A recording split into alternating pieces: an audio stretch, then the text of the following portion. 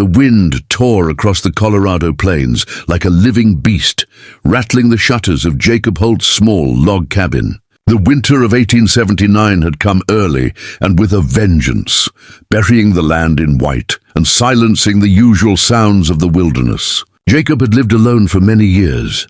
His only companions, the distant call of coyotes and the groan of timber under the weight of snow. Inside his cabin, the fire had burned low, casting faint orange flickers against the wooden walls, shadows swaying like restless spirits. He was half asleep, lying beneath worn blankets, his revolver always within reach, when a faint sound snapped him awake. A single creak of the floorboard, so small yet so unnatural in the stillness, made his breath still in his chest. He reached instinctively for his weapon, his pulse quickening with the expectation of an intruder.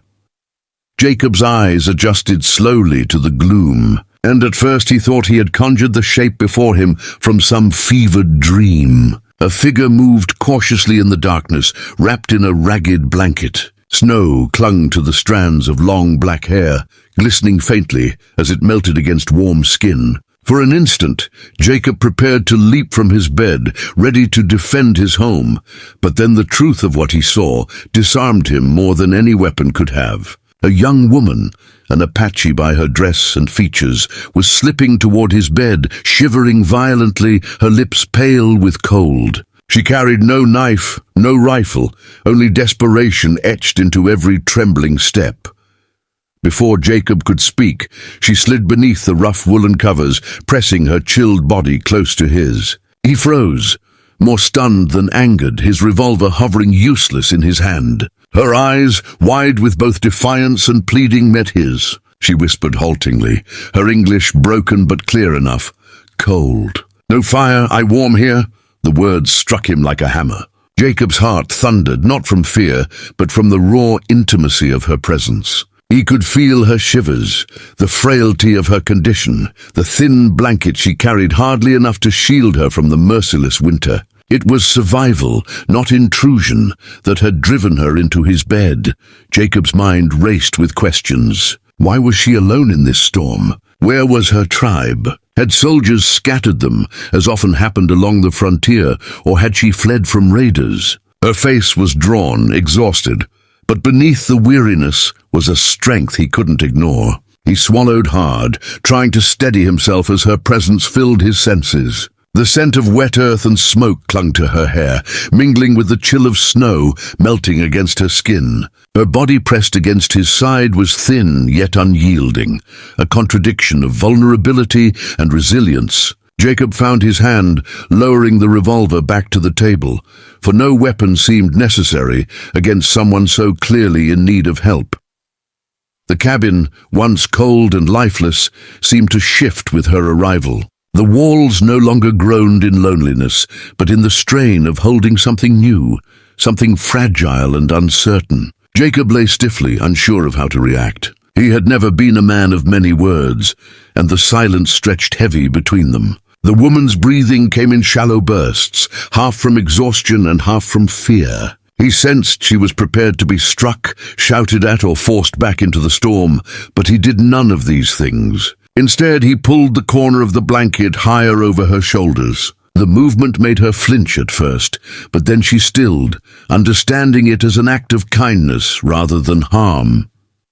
As the firelight flickered low, Jacob studied her face more closely. Her cheekbones were sharp, her eyes dark and steady, despite the trembling of her body. She was younger than he first thought, perhaps no more than 20. Lines of hardship traced faintly at the corners of her mouth, yet her beauty was undeniable, wild, unbroken, and raw like the very land outside. He wondered what kind of journey had brought her here, what dangers she had faced to arrive at his cabin on such a night. His heart, long hardened by solitude, felt an unfamiliar stirring. For years he had shut himself away from attachments, carrying only the burdens of survival and old regrets. Yet now, in the span of a heartbeat, his cabin held a presence that cracked the shell he had built around himself. Time seemed suspended as the storm raged outside. Snow battered the roof, wind howled through the cracks, but within the bed, warmth began to grow where cold had nearly claimed her. Jacob could feel her shivers slowly easing, her breathing steadying as the blanket shielded her from the freezing air. The silence between them was no longer heavy with fear, but filled with something unspoken.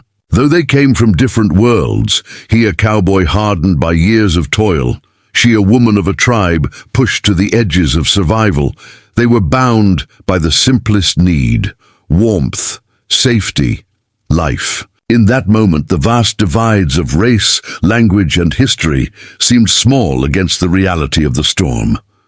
Jacob closed his eyes briefly, though sleep would not return. Every nerve in his body was alert, every sense heightened by her presence. He felt her hand twitch slightly, as if to adjust the blanket, and it brushed against his arm. The contact was fleeting, accidental, yet it sent a surge through him he couldn't explain. It wasn't lust, not entirely. It was the sudden awareness of another human so close, another soul woven suddenly into his solitude. For years, he had believed his life would end alone on this frontier, buried under snow and forgotten by the world. But now, in the flicker of firelight, with her breath mingling with his own, he wondered if fate had other plans. She spoke no more that night, only curled closer beneath the blankets, as if trusting him not to turn her out. Jacob watched her until her eyes fluttered shut, her exhaustion finally claiming her. Her face softened in sleep, the tension of fear fading into peace. He felt the weight of responsibility settle on his chest, heavier than any burden of cattle, land, or rifle. This woman, whoever she was, had placed her life in his hands. Whether he wanted it or not, her fate and his were now intertwined. Jacob lay awake long into the night. The storm, a constant roar outside, and within the quiet of his cabin, the fragile spark of a story neither could have predicted had been struck. By the time dawn crept across the horizon, painting the snow in shades of silver and pale gold, Jacob had not slept. The fire was nothing but ashes, the cabin cold again, yet beside him she stirred with new life. Her cheeks held color now, her breath came easy. She opened her eyes slowly, meeting his gaze without fear this time, and for a long, unbroken moment they simply looked at one another. Jacob realized then that the night had not just been about survival, it had been about trust. Against every odds, she had trusted him, and against his better judgment, he had let her in. Something had changed. Subtle yet profound, and Jacob knew the path of his lonely life had shifted forever. At first, Jacob lay stiff, every muscle coiled like a spring beneath the quilt. The revolver was still within reach, but the woman's shivering body against his told him more than any weapon could. She was not there to harm. She breathed unevenly, as if her lungs fought the chill that had seeped into her bones. Jacob's mind raced with questions. Who was she? Why his cabin? And what danger might follow? Yet none of those thoughts outweighed the simple human truth before him.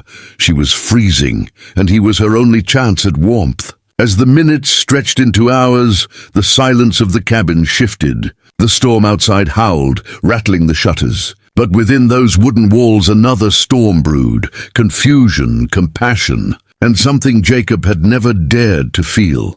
Closeness. By the dim glow of the dying fire, he studied her features. Her hair, still damp from snow, spilled across his rough wool blanket like strands of night itself. Her cheekbones were sharp, her skin bronzed by the wind and sun, yet now pale from exhaustion. Her chest rose and fell with shallow breaths, each one a reminder that life in the frontier balanced on the thinnest of edges. Jacob had lived alone for years, his bed a place only for his own weary frame after long days with cattle and earth. Now the weight of another beside him unsettled everything he thought he knew. He could feel the trembling ease slowly, her body responding to the warmth his own frame gave without thought or permission. He was no longer just Jacob Holt, the lonely cowboy. He was the barrier between her and death by cold. When dawn's first grey light crept through the cracks of the shutters, Jacob expected her to slip away like a phantom. Instead, she stirred gently, her eyes opening to meet his. Dark, steady and filled with something both guarded and pleading. Her gaze held him in place more firmly than a rope ever could. She pushed herself up slightly, clutching the blanket around her. "Ayana," she whispered, her voice rough but clear enough. The name hung in the air like a secret revealed. Jacob nodded, saying nothing at first. He had little experience with names carrying such weight. She pointed eastward with a trembling hand, her voice breaking as she explained in halting English, soldiers arrayed, her people scattered. Her words struck Jacob harder than the winter winds outside. Jacob rose and lit the fire anew, letting the cabin fill with the crackle of pine logs. He poured her a tin cup of water and offered bread from his shelf. Ayana ate slowly, her eyes never leaving his face, as if gauging his intent with each bite. Jacob cleared his throat, uneasy under such scrutiny. "You'll be safe here," he muttered, though he wasn't sure if it was promise or hope. She tilted her head, listening not just to his words but to the tone, as though truth carried its own language. For the first time in years, Jacob felt the walls of his solitude crack. The silence that once defined him was now filled with her quiet presence. As the sun rose higher, spilling gold across the snow outside, Jacob realized the night had marked a turning point. His cabin, once a fortress of loneliness, had become a shelter not just for himself, but for her too. He watched as she carefully examined her torn blanket, mending it with small, practiced motions of her hands. The movements told him more than her broken words.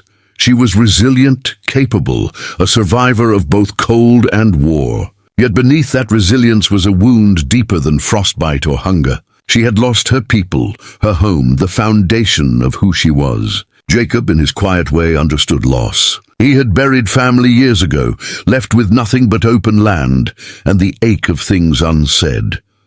The hours passed, and what had begun as intrusion transformed into companionship of a fragile kind. Jacob taught her the words for fire, bread, water. She shared with him her word for snow, for horse, for home. At times they laughed, the sound awkward but real, rising above the sorrow threaded between them. Jacob felt something stir in his chest, something he hadn't allowed himself to believe in: connection.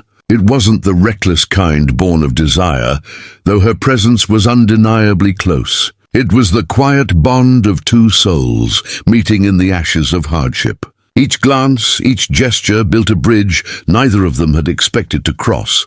By evening, Jacob had gathered more firewood and repaired the drafty shutters. He found himself glancing at her more often, wondering at the strange turn of fate. She had come to his bed out of desperation, yet now she remained, not as a trespasser, but as someone claimed by circumstance. Sitting by the fire, she told him, through words and gestures, how soldiers had attacked her people without warning, driving families apart. Her voice quivered, yet her eyes blazed with unbroken spirit. Jacob listened, fists clenched, anger rising not at her, but at the injustice she carried in her heart. When her words faltered, he placed a rough hand over hers, offering silence in place of promises he couldn't make. For Ayana, that silence was enough. That night, as they settled into the cabin once more, Jacob lay awake, listening to her breathing. He thought of how easily she might have perished had she not found his cabin. He thought of how easily he might have remained a man defined by solitude, his heart closed to the world. But now the path of his life had shifted. In her presence, he felt seen for the first time, not as just a cowboy, not as a solitary shadow against the plains, but as a man capable of giving warmth, of offering more than survival. Ayana, once only a figure slipping into his bed out of the cold, had become something far greater, the spark of destiny. Jacob understood that the frontier carved lives out of both cruelty and mercy. In saving her, he had saved himself from the emptiness he thought unchangeable. The bond between them was fragile yet undeniable, written not in law or ceremony, but in the breath they shared and the warmth that had passed between them. The next day might bring new trials, soldiers, hunger, the unforgiving land. But as dawn approached again, Jacob knew the course of his life had been forever altered. What had begun as a night of intrusion had become the awakening of his heart. And in the silence of the cabin, with Ayanna beside him, Jacob Holt no longer felt alone in the vastness of the American frontier.